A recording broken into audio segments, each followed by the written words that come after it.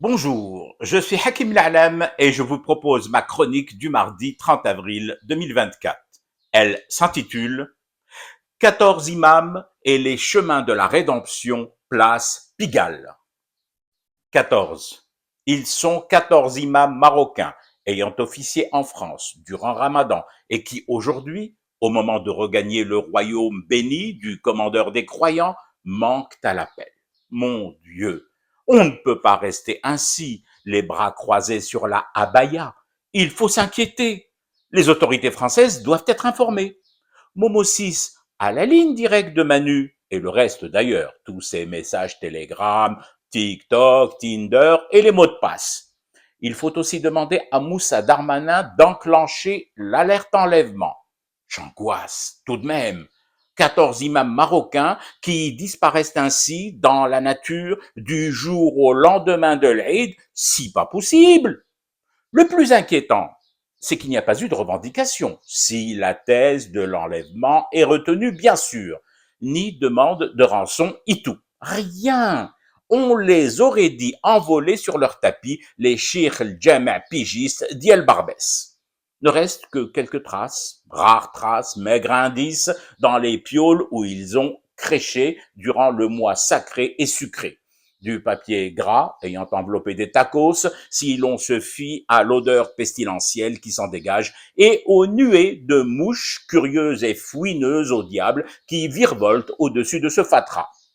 Il y a aussi ces prospectus du Moulin Rouge avec bons de réduction et tarifs de groupe pour les seniors.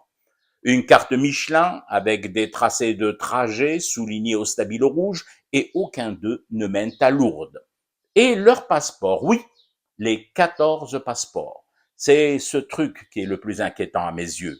L'enlèvement a dû très probablement se dérouler avec violence, que les pauvres malheureux imams marocains n'aient pas eu le temps d'embarquer leur passeport avec eux.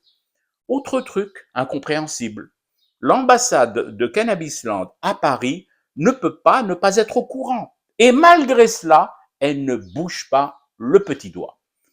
En même temps, le personnel de l'ambassade marocaine a venu lyoter, je le comprends un peu. Difficile de bouger un doigt lorsque ton travail, ta mission, à longueur de journée et de nuit, c'est de pianoter des 10 doigts et du nez comme une mouche folle sur des claviers d'ordi pour dire tout le bien que tu ne penses pas de la désédie et noter la couleur du jour de la robe de Brigitte. C'est un boulot. C'est un boulot permanent, un job à plein temps, bourré, chargé comme une mule.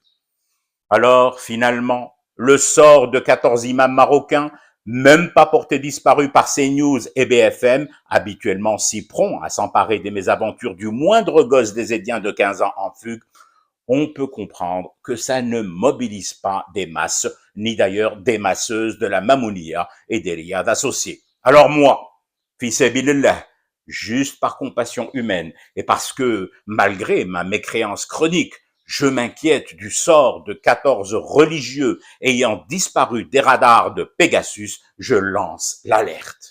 Ah, et dire que le slogan psalmodié en boucle par ces imams, c'est El Malik, El Watan, tout de même.